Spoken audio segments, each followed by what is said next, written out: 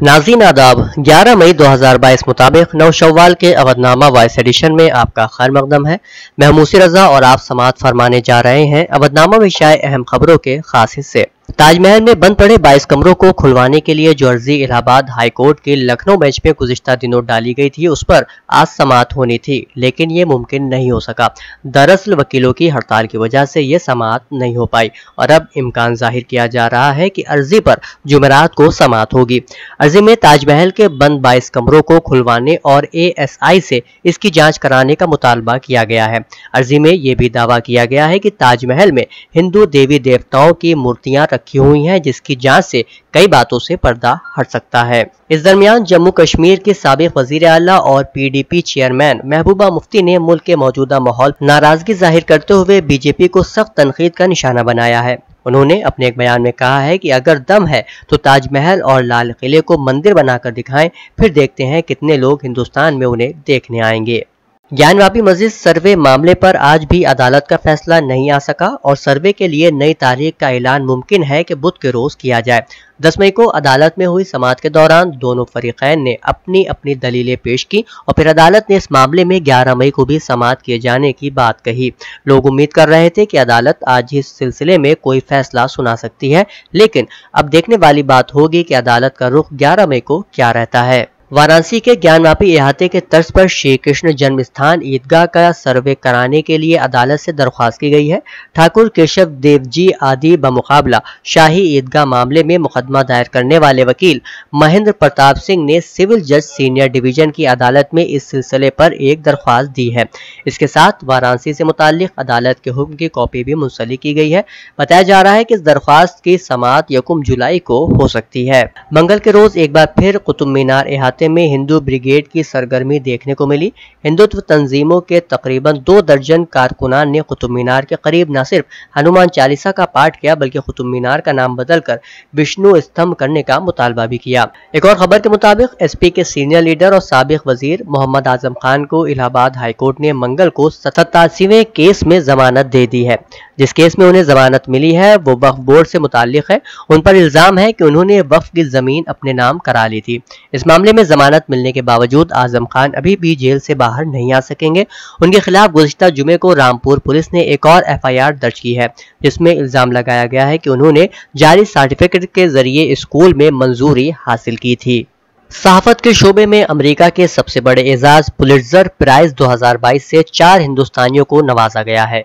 उनमें अफगानिस्तान में गुज़िश्ता साल फौज और तालिबान के दरमियान लड़ाई को कवरेज करने के दौरान मारे गए फोटो जर्नलिस्ट दानिश सिद्दीकी को शामिल किया गया है। तंजीम की जानिब से फराहम की गई मालूमात के मुताबिक पीर को ऐलान किए गए अवार्ड्स में 4 भारतीय सहाफ़ियों अदनान आबदी, सना इरशाद, अमित देव और दानिश सिद्दीकी के नाम शामिल हैं। हिंदुस्तान में कोविड से होने वाली तबाही पर लिखे गए मज़ामीन के लिए इन हजरात को अवार्ड से नवाजा जाएगा। सन 1925 में सऊदी हुकूमत के बादशाह शाह सऊद के जरिए मदीना मुनव्वरा वाक़ई जन्नतुल बकी के कब्रिस्तान में पैगम्बर रसूल सल्लल्लाहु अलैहि वसल्लम की बेटी शहजादी जनाब फातिमा ज़हरा सलामुल्लाह अलैहा और 4 इमामों के रोज़ों को तोड़ा गया था। इस ताल्लुक से राजधानी में मुख्तलिफ मकामात पर एहतजाजी मुजाहरे और मजलिसों मातम का एहतमाम किया गया। मौलाना यूसुफ अब्बास की क़यादत में शहीद स्मारक पर जोरदार मुजाहरा हुआ, जिसमें उलमा, ख्वातीन, बच्चे, मातमी अंजुमने, कौमी इदारों समेत हज़ारों लोग शरीक रहे।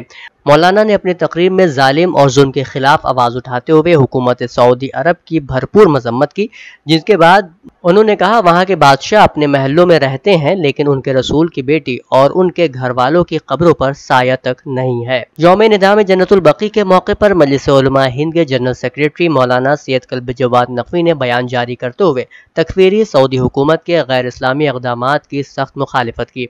मौलाना ने कहा कि सऊदी हुकूमत एक गैर इस्लामी हुकूमत है, जिसके गैर शरई इक़दामात की आलमी सतह पर मजम्मत और मुखालिफत होनी चाहिए। वहीं इमाम जुमा जरवल और शिया काउंसिल ऑफ इंडिया के चेयरमैन सैयद अम्मार जरवली ने वज़ीर आज़म नरेंद्र मोदी और लखनऊ के मेंबर पार्लियामेंट और मरकजी वज़ीर दिफा राजनाथ सिंह समेत सऊदी के सफ़ीर को खत लिखकर जन्नतुल बकी में पैगम्बर इस्लाम हज़रत मोहम्मद मुस्तफ़ा सल्लल्लाहु अलैहि वसल्लम की इकलौती बेटी समेत इमाम हसन, इमाम ज़ैनुल आबिदीन और इमाम मोहम्मद बाक़र और इमाम जाफ़र सादिक़ अलैहिस्सलाम के रोज़ों की तामीर कराए जाने का मुतालबा किया। اس تعلق سے لکھنؤ کے مشہور درسگاہ جامع نازمیہ میں ایک جلسہ زیر صدارت مولانا سید فرید الحسن منعقد ہوا۔ مولانا نے اپنے خطاب میں جنت البقیع کی تاریخ بیان کی اور اس کے نظام پر اپنے رنج و غم کا اظہار کرتے ہوئے بقیع کی تعمیر نو کا مطالبہ بھی کیا۔ ایک اور خبر کے مطابق لکھنؤ کے شعبہ اردو کے ریسرچ اسکالر علی ظفر کو یونیورسٹی کے ذریعے ان کے تحقیقی اور تنقیدی مقالہ احسن فاروقی کی ادبی خدمات کا تنقیدی مطالعہ پر پی ایچ ڈی کی ڈگری تفویض کی گئی ہے۔ قابل ذکر ہے کہ علی ظفر نے اپنا مقالہ صدر شعبہ اردو پروفیسر عباس رضا نیر کی رہنمائی میں مکمل کیا۔ واضح رہے کہ 9 مئی بروز پیر کو اردو ڈپارٹمنٹ میں سبھی فیکلٹی ممبرز اور ریسرچ اسکالر کی موجودگی میں اوپن وائوا ہوا۔ جامعہ ملیہ یونیورسٹی سے تشریف لائے پروفیسر شہزاد انجم نے ان سے سوالات کیے، جس کے اسکالر نے اطمینان بخش جوابات دیے۔ شری لنکا میں کرفیو کے نفاذ کے لیے پولیس اور فوج کے ہزاروں اہلکاروں کی تعیناتی کے بعد ایک ہفتے کے دوران شدید جھڑپوں میں 5 افراد ہلاک ہو گئے۔ ملک میں اقتصادی بحران پر ہفتوں سے احتجاج جاری ہے۔ غیر ملکی خبر رساں ادارے AFP کے مطابق پیر کو وزیر اعظم مہندر راجہ پکشے نے عہدے سے استعفیٰ دے دیا تھا، جس کے بعد عوام کے اشتعال میں کمی دیکھی گئی تھی۔ تاہم مختلف جھڑپوں کے دوران 200 افراد زخمی ہوئے ہیں۔ ہزاروں حکومت مخالف مظاہرین نے رات گئے سابق وزیر اعظم کے گھر پر دعویٰ بولا، تاہم فوجی کارروائی کے ذریعے انہیں ریسکیو کر لیا گیا۔ اس دوران پولیس نے ہجوم کو منتشر کرنے کے لیے آنسو گیس کا استعمال کیا۔ بتا دیں کہ راجہ پکشے کے خاندان کے اقتدار میں آنے کے بعد کئی مہینوں سے شری لنکا میں دوبارہ بلیک آؤٹ اور قلت کا سامنا ہے۔ یہ بحران شری لنکا کی آزادی کے بعد ملک میں پیش آنے والا بدترین بحران ہے۔ اسلامی جمہوریہ ایران کے وزیر خارجہ حسین امیر عبداللہیان نے منگل کو پارلیمنٹ کے عام اجلاس سے خطاب کیا۔ ہیرمند کے موضوع پر افغان حکام سے اختلاف ظاہر کرتے ہوئے انہوں نے وزیر خارجہ سے ہونے والے مذاکرات میں سفارتی اور صحافتی دونوں سطح پر بارہا اعلان کیا ہے اور زور دیا ہے کہ اسلامی جمہوریہ ایران دریائے ہیرمند کے پانی پر اپنا حق محفوظ رکھتا ہے۔ عالمی خبر رساں ادارے کے مطابق امریکی وزارت خارجہ کے ترجمان نیٹ پرائس ہفتے وار پریس بریفنگ میں کہا ہے کہ طالبان سے خواتین کے عوامی مقامات پر برقع پہننے کو لازمی قرار دینے کے حکم کو واپس لینے کے لیے براہ راست بات کی ہے۔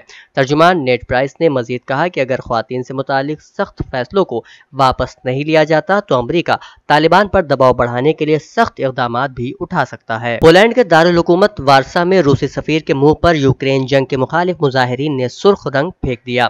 شائع خبر رساں ادارے AFP کے رپورٹ کے مطابق یہ واقعہ اس وقت پیش آیا جب پولینڈ میں روسی سفیر سارگے اندریو وارسا کے ایک قبرستان میں دوسری جنگ عظیم میں مرنے والے روسی فوجیوں کی قبروں پر پھول چڑھانے جا رہے تھے۔ سارگے اندریو نے کہا کہ مجھے اپنے ملک اور اپنے صدر پر فخر ہے۔ سارگے اندریو نے ایک روسی خبر رساں ایجنسی کو بتایا کہ اس حملے میں انہیں کوئی شدید نقصان نہیں پہنچا۔ روسی سفارت خانے کے مطابق اس مقام پر ایک سرکاری تقریب منعقد کرنے کا منصوبہ بنایا تھا، لیکن وارسا کے میئر اور وزارت خارجہ کے منفی رد عمل کے بعد اسے منسوخ کر دیا گیا۔ اودنامہ میں شائع مضامین کو مکمل طور پر پڑھنے کے لیے اودنامہ کی ویب سائٹ www.awadnama.com پر وزٹ کریں اور ای پیپر پر کلک کریں۔